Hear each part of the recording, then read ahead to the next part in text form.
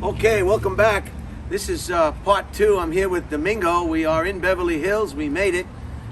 We have about 20 minutes before we're supposed to meet our colleagues, friends, associates, whatever you want to call them. Peter Newman is going to meet us here as well, and some other gentlemen. So we're going to have a pizza party at a place called I forget what it was called, Roma or something. Anyway, I want to finish this up. We're talking about Typhoid Mary. It's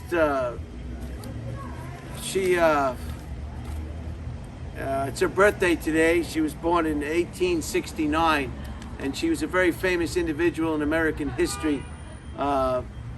Typhoid Mary. She was from Ireland. She came to the United States, America, when she was 15 years old, and they say that she probably contracted typhoid fever when her mom was pregnant. So she was a carrier from birth. And again, typhoid fever is a toxic bacteria in the gallbladder and all sorts of parts of the body, and that's what Typhoid Mary had. So she was a cook by trade, and she came to America and she cooked for wealthy families, and each time she moved around, she must have been a horrible cook because she kept moving around a lot. She infected 53 people, 3 died, 3 of them were children. This is Typhoid Mary now. This is not a joke. This has really happened. So she went to various locations as a cook. Most of the time, wherever she went, she infected the laundry lady, the laundress, they used to call it. The woman who did all the laundry for these wealthy families was always infected. I guess they stayed in the same quarters or were close by a lot of the time. Some families escaped infection because they were in a different part of the compound or not in the same residence as the cook or what have you. So each family that she worked for, and she must have been a horrible cook. I can't explain why she kept moving around. Plus the Irish, I don't know. The Irish don't have a reputation for quite a lot of exotic or delicious food. I think they like potatoes and stews, and potatoes and stews. And you don't see too many Irish restaurants. You see a lot of Irish bars, but not too many Irish restaurants. Anyway, so they got this guy from Oyster Bay, Long Island. The people who had real estate, who wanted to rent dwellings, wanted to find out where this typhoid fever was coming from, or else they'd lose all their real estate holdings, and nobody would want to rent space in their rental houses. So this gentleman by the name of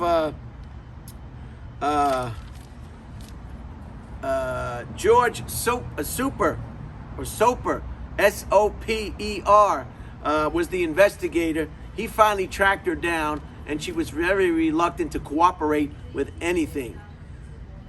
So she had to, the first attempt, he couldn't contain this what was his name? George. George was upset as heck, but he had to contain his anger at this woman for not cooperating. He showed her all the evidence and all the connections to all these wealthy families and all this Thai food. She was the one. They originally thought it was a seamstress, the laundry ladies, in some of these instances, but they found out that wasn't true. There was nothing wrong with the laundry ladies. It was the cook. It was Mary, Typhoid Mary. So this guy Super got a hold of the boyfriend of this Mary, and they met again at another location, and again they tried an intervention with her, and at that point, when that failed as well, this guy George Super, he went to the New York State Board of Health at the time and reported her. They eventually apprehended her. Took 5 police officers to apprehend this Irish woman named Mary. Her real name was Mary Mallon, Mallon, a very stubborn Irish woman, to say the least. This is very serious. This is typhoid fever. So it took 5 police officers to apprehend Typhoid Mary, and one of the women that was with the 5 police officers had to physically sit on her just to restrain her. She did not go quietly, so they eventually got a hold of her, and they put her in quarantine. She couldn't go to the bathroom for a week or 2 or 5 days.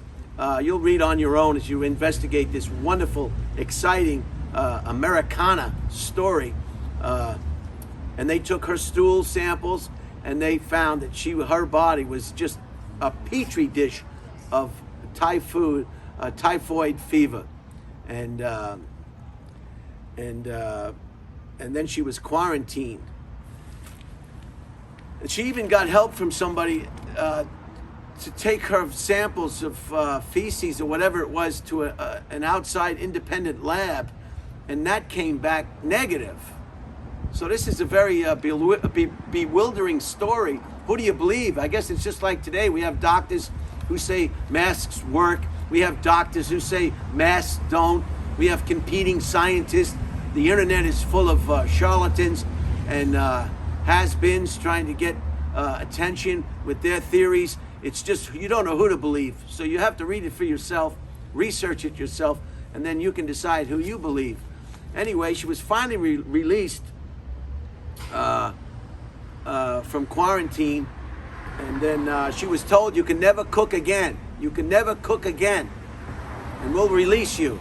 So they released Mary, and of course, she cooked again. And first she took jobs as the laundress, the lady who did all the laundry, but that was only $20 a month. But a cook was $50 a month. So she went back and she cooked again against the orders of the New York State Board of Health, and of course infected some more people. And until she was quarantined again on a place called North Brother Island. There's a South Brother Island and a North Brother Island. These are 2 small islands between Rikers Island and the Bronx in Manhattan. And they used North Brother Island as a place to quarantine people with catchable diseases. And it was called the Riverside Hospital for Quarantinable Diseases. If you can believe that. Riverside Hospital, it's been shut down. It would have been a nice place to visit. I'd love to visit those places that they make into museums and what have you. But the New York State bought the property, and now it's a bird sanctuary. It's been shut down, and now it's a bird sanctuary. And that's where she was quarantined for nearly 30 years of her life for her own stubbornness. So that's the story of Typhoid Mary. I think I covered everything, but what a story. Here's a woman that, even with the evidence given her by the investigators of the connection to her and these families and typhoid fever, still would not agree to quarantine, to properly remove herself from these duties. And maybe she loved to cook. Maybe she loved to cook bad food.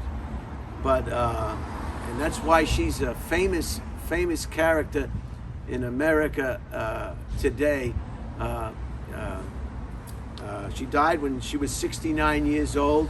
She was a pretty good-looking woman from the black and white photographs that I saw on the internet. Tall. She was around 40 years old when this all happened, and her real name was Mary Mallon. So that's the item of interest today. That's the story. I'm sorry I had to give it to you in 2 parts, but I had to stop the first presentation. Domingo was here to pick me up. We're here now, and I wanted to get this off. So I encourage you to research this yourself. Pull it up, Typhoid Mary, and you will just be. And when she was interviewed in the quarantine hospital, she said she almost never washed her hands. At this point in medical practice, this was before we got into germ logistics. You know, doctors weren't even washing their hands. This was a cook who said she almost never washed her hands. But whether that had something to do with typhoid fever or not, I'm not sure. It probably did, but she was infected probably still in her mother's womb, and just unbelievable. So I hope you enjoyed that pretty unique story. I was fascinated by it because I've heard of Typhoid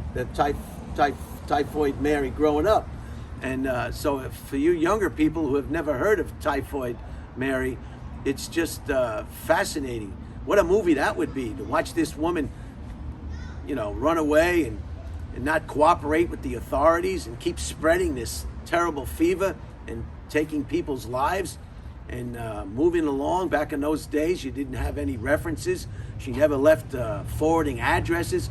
So our hats are off to George Supa, the investigator from Oyster Bay, Long Island, who put this all together, and they found the culprit of the terrible pandemic of typhoid fever.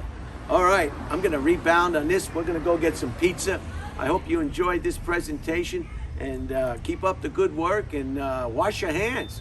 Wash your hands. I was washing my hands before the pandemic. I don't know. Whenever I eat something, I'll wash my hands. You know, in Okinawa, in Japan, I liked it. At the restaurants, you don't have to go into the restroom to wash your hands. They have sinks out in the vestibule of some restaurants, I noticed. And you could wash your hands before you sit down at the table without going into the bathroom area, which I think is a great idea, but you don't see too much of that today. So keep up the good work. Enjoy some pizza. We will.